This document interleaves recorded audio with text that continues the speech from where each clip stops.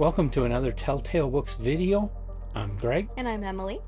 and we are here to continue the Tom Godwin series that I started, Godwin. who is a lesser known science fiction author who started writing in the 1950s, mostly for Astounding Stories, Mhm. Astounding Science Fiction, it was called by then, and edited by John W. Campbell Jr. And he made a big splash, writing some really excellent stories. Let me consult the scrolls so I get this right, because otherwise my mind is gonna throw me a bunch of shit, and I'll tell you some wrong stuff, and you're all gonna be mad at me. And the internet will bring their havoc upon us. Yes, his first story was The Gulf Between, Mhm. which has which was the cover story for that issue of Astounding, painted by Frank Kelly Fraze, and gained later fame as the painting that was used for News of the World by Queen. Oh, okay. Very nice. And, the one with the robot Yep. scooping up the Yep. The band album members. cover. Very So nice. that original illustration was for Tom Godwin's first story. It's a brilliant illustration. We're doing an illustration series. We did one video so far. I've been posting some of my favorites on Facebook recently, and we're going to do more videos. We'll probably talk about that Yeah. illustration again. Yes. Very, very Um, soon. so he did a couple other stories after that before he wrote the story that we're talking about tonight, The Cold Equations. It was his fourth story, published in Astounding Science Fiction in August 1954. And here's a really interesting thing. I have the actual issue. Take a look at the cover. Oh. The cover story for this issue is not The Cold Equations, They'd Rather Be Right by Mark Clifton and Frank Riley. which is known as the worst winner of the Hugo Award ever. Nice. Also, that cover illustration is So, quite yeah, it's a cool interesting. illustration. Yeah. I think that's phrase again. Also, I just absolutely love all the old ads in these Probably titles. power from beans. Beans. They really are a magical Yeah, food. getting these copies, like getting the PDFs of these, all these old ads and stuff are in them too, and they are just as entertaining to read as any of these stories are for comedic relief. Uh-huh. But yes, that is beautiful publication. Great condition too. And it has been anthologized a lot Hmm. because it is kind of an important science It fiction story. is. Yeah. You want to hit the synopsis? Yeah. I'm gonna start by saying this. I bawled my freaking eyes out during this story. This is a really sad story. So there's basically this spaceship that's an EMT going to another planet where they have some people, some scientists doing some colonization work. And he's been sent to go and help this one particular team that ended up having a couple tragic things happen. The first one is they all got this really terrible infection that is treatable but very quickly can kill you. And then, as they were going to treat themselves, a tornado swept through their camp and destroyed all their medical equipment. So, Hmm. this guy is basically Space EMT, and he is setting out to go and take care of this colony of like 8 gentlemen that he's trying to save, 6 of whom are extremely ill. And while he is on his ship, he realizes he has a stowaway. And he is very, very adamant up with, galactic law, which is basically if you have a stowaway, because you are only given a certain amount of fuel, and if you want to be able to land on a planet safely, you have to keep the weight at the weight that the computer calculated. I want to just break in and point out that idea of having the spaceship only have enough fuel for the exact weight that they need to transport and no more is common standard practice for NASA. Mm-hmm. We send our astronauts into space with very little um, ability to take on extra passengers Yeah. or Or make go error. extra distances. They Hmm. have just what they need to complete the mission and come back. Yep. And something goes wrong, and you have Apollo, what was that, Apollo 13. 13? Mm-hmm. type situation, Yeah. and you don't know if they're going You're to gonna have live to to get home. science the shit out of it Yeah. and hope. And there isn't any way to get anything up there fast enough to save them, which is why Apollo 13 had to get back on their own. Yeah. There just wasn't any way we didn't have the technology to To be go able to get rescue up them. there and rescue them at that time Yep. in any time frame that would do them any good. Yes. So that's kind of what you're walking into in this story. Yes. And that is how it unfolds. He realizes someone's in his storage closet. He bids them come out, and it's a young girl Hmm. who is stowed away because from the space station he left from would get her to the planet that her brother was on faster than if she went the roundabout way through another planet and went to her she was going to for an education of some kind. I think it was for linguistics or like alien language or something, some kind Okay. of foreign alien language thing. So she just thought, oh, well, security's bad. I'm just gonna hop on this cute little ship that's heading to the planet I want to go to see my brother who's there anyway. So she thinks, oh, it's just gonna be a fine or something. I'll pay the fine and I'll be helpful on the ship and whatever. And the guy just is like, has a complete emotional, like, he's just so at odds at this. Cause this girl had no way of knowing. She was just ignorant. She just wanted to see her brother. And he's like, I have to ship you out into space. Yeah. I can't keep you on here. And she's just freaks out. Hmm. Absolutely freaks out. So he's trying to call like the station and all kinds of things, seeing if anybody can do anything Hmm. to help him in this situation.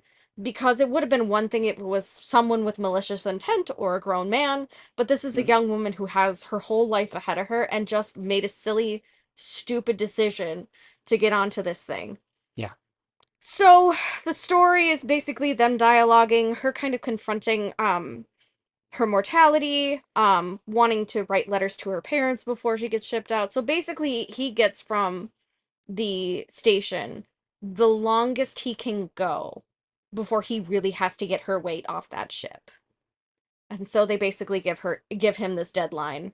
Um and so he reports it, says he's got the girl, and while they're getting closer to this planet, he's like, at least I can try and get radio contact with her brother. They get to say some final words. But yeah, at the end of it, he does have to just send her off into space. Yeah. And she becomes a little space lump of withered human remains. Well, she freezes. Yeah, she freezes, becomes a lump of unrecognizable. Hmm. And the end of the story is basically him grappling with the whole concept of she did nothing wrong to deserve to die, except Hmm. this is just the harshness of nature and Hmm. the reality of the frontier of space. There Hmm. is no room for error. And if you make an error, you lose your life. Yeah. And so that's the story. And I Hmm. bawled my eyes out. Like, I cried a lot during this one. I'm like, no! They have to save her! But no, that's not how it works. Hmm. If you have an emergency in space, you're out there alone and you're gonna die. Hmm. And this is where astounding style science fiction reached its pinnacle, Mm-hmm. because this is a very human story, very good characters, very well written, by the way, very strong characters here. Mm-hmm. Really, really good story. Yeah. But it's all about how these people are affected by the scientific situation, Yeah. which they can't do anything about, and it's making the point that physics is physics, math Mm-hmm. is math, Yeah. 2 + 2 is going to And equal nature 4. and science don't care. Yeah. If it And is survival of the fittest and you are not the fittest for that atmosphere. well, if you only have so much fuel, Mm-hmm. you can only go so far. Yeah. And in space, you need a certain amount of fuel to push a certain mass. If that mass increases, you got to have more fuel. That's all there is to it. Yeah. If you don't have more fuel, well, you're going to crash and die. Yeah. The whole situation really was it's us or them kind of thing. It's Hmm. either you, this one person, gets Hmm. jettisoned off this ship into space and dies, or all of us will die because he won't be able to get into the atmosphere safely, and all those infected people are going to die from their infection, Yeah. and potentially the other two who are caring for them, who Hmm. are still there. So, I mean, it was basically a situation where they had to manage loss. Yeah. And it was a lesser loss to jettison her from the ship Hmm. than it was for the EMT to just let it all happen as it happened and they all die together. Yeah. And, it's a brilliant story for the way that it shows these people facing the reality that they can't do anything about. Yeah. They can't change it, Yeah. and they have to accept it. There's only one solution. Yeah. It is a black and white situation, which you don't get very often in the Mm-hmm. world, but this one is. She dies or the all the scientists die, and her and Mm-hmm. the pilot. And And the shareholders are mad, whoever funded the trip. All yeah, there's all kinds of other stuff that goes into it too, but the bare uh, bones of it is yeah. Nature and space doesn't give a shit about now if it was survival. Captain Kirk, It he would would find something that he could turn into do something fuel and about get it. them and save everybody, but Is there nearby? We could go into hyperdrive just by saying so. or do some kind of time warp Yeah. and go through Seems a wormhole and get there fast and yeah. They'd figure it out. save the day. Yeah. But But this isn't Star Trek. This is no, this in is this real reality, physics. this is how it works. This is where they were at, and there was no other option. So that is why this story has been collected in more than just science fiction anthologies, Hmm. because it is a brilliant example of man versus nature Yes. in a way that, I mean, just goes beyond anything anybody else has ever written on this subject. Yes. And it's interesting. James Tiptree Jr. wrote a story that is kind of inspired by this, but takes a little different track with it, but also kind of comes to the same conclusion, Yeah. titled "The Only Neat Thing to Do" in the 1980s. And Hmm. and that story is extremely interesting for what Alice Sheldon was going through at that time of her life, Yeah. that she was dealing with her husband who was extremely ill and in lots of pain Hmm. and trying to grapple with what's the right thing to do. Yeah. And she ultimately ended up murder suicide as her Hmm. solution. Yeah. Um, so this story sits in a historical place in Hmm. not just science fiction, but in literature Yeah. as an important work. Yep. And I see why. It's heart-wrenching because Mhm. everybody wants to. Nobody Mhm. wants her to die, is one of the things that they kept saying. Nobody wants you to die. And she's like, but they do. And he's like, no, they don't. There's literally nothing that can be done in this Yeah. situation. They try everything. They Yeah. look for every Yeah. opportunity, We every we possible have option. exhausted our resources. This is what we have to do. You have Hmm. to be out of here by this time, Hmm. or we're done. We're And finished. and to her credit, she ultimately accepts that. Yes, she accepts her fate. Even though she recognizes it is unfair. She knows it's unfair, but life is cruel and unfair many a time. Nature doesn't care what happens to you. Hmm. So, yeah. So this was heart-wrenching. Definitely top tail though. Oh So yeah. thought-provoking. Like every ethical thing you could feel, you felt. I was very moved by this story. This is one I've been trying to get on our schedule for a long time because I'm I glad just we got I there. just knew that this was Yeah. going to be Except we one of just those did it in a brilliant. whole slew of very tragic ways. Well, yeah, it The worked Other out that Valley, way. Titus Andronicus, and this one are what we read, and I'm just like, does everybody have to die? Well, you Apparently, yes. you just read Legends and Lattes. You should be having all kinds of good I warm know, but feelings it to was so cozy dispel. and fun. No, no, it was all very good. But yeah, this one was particularly made me feel so many things, and that's what good literature should do. It should make you It think should. about stuff, should make you feel a lot of things, and it should give you a new perspective. And this one surely will do that for people. Mm-hmm. And for everybody that is constantly saying how bad classic science fiction is, no good characters, bad writing, sorry, the cold equations It's disproves fantastic. all of that. It is fantastic. Excellent writing, excellent characters, brilliant idea, And in such a and short amount of pages, it's a novelette. which it didn't feel like it. Things happen at such a pace that I felt like I breezed. Like I'm a pretty fast reader, but Mhm. that happened very quickly. Yeah. So like I think the average person could read this in an hour Oh, sure, easy. easily. So this will not take a ton of your time Mm-mm. and it'll be a great and very poignant story. Hmm. So yeah, absolutely a top tale. Okay. So good. And I am trying to read everything I can get my hands on by Tom Godwin. Hmm. And the next one is a story called No Species Alone. It'll be his first not in Astounding Stories. And another novelette.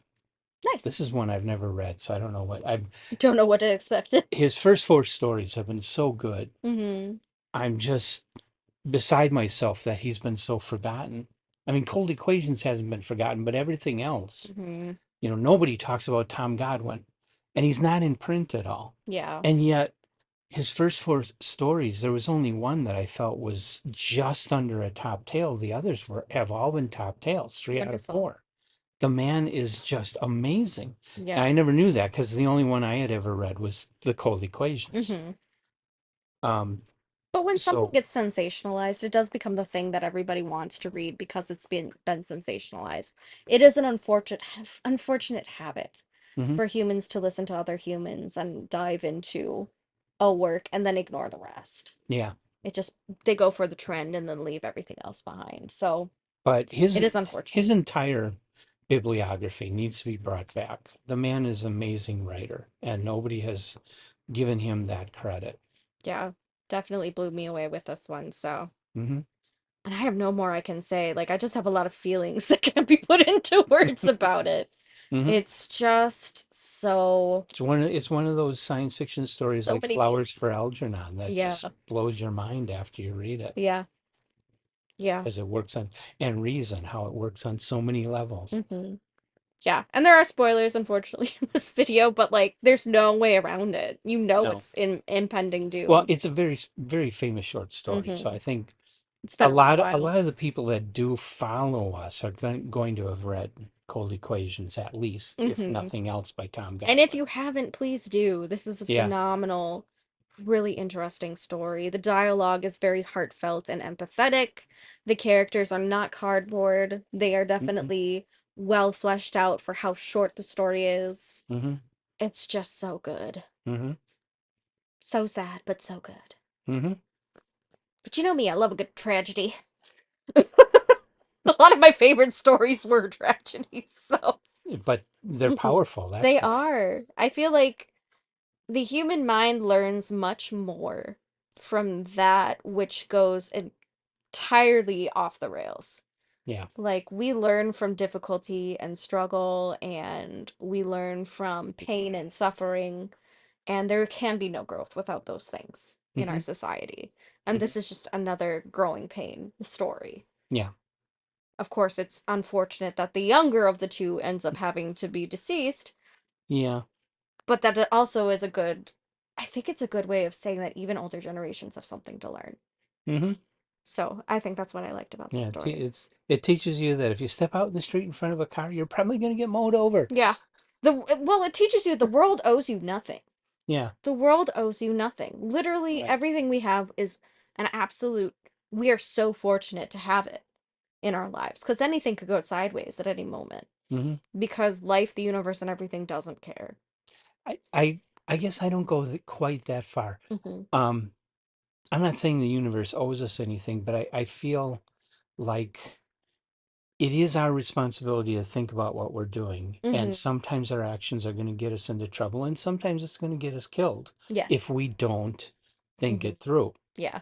Well, and I agree with that, but you can still do everything right Hmm. and with the best of intentions and still have everything go wrong Yeah. and completely fall apart. That's just Yeah. life. Hmm. I think that's a Captain Jean-Luc Picard quote somewhere. I'm pretty sure I stole that from Star Trek. But that's true. It's a very true statement. Hmm. So, but yeah, good story. It is. Great story. So, this is where we ask, have you read the Cold Equations? Please leave your comments. We want to hear them. Um, Leave them in the comment section of the video for everybody to enjoy. Hmm. Tell us what you thought about Cold Equations and any kind of side thoughts that you might have that come from the theme of Cold Equations, Hmm. or anything about Tom Godwin that you know that I don't know. Hey, Yeah. leave him in there. I don't know a whole lot about the author. Yeah. So leave those and come back for No Species Alone and all the other videos we do. And until then, hit the like button, hit the subscribe button, and keep coming back. We will see you next time. Bye. Bye.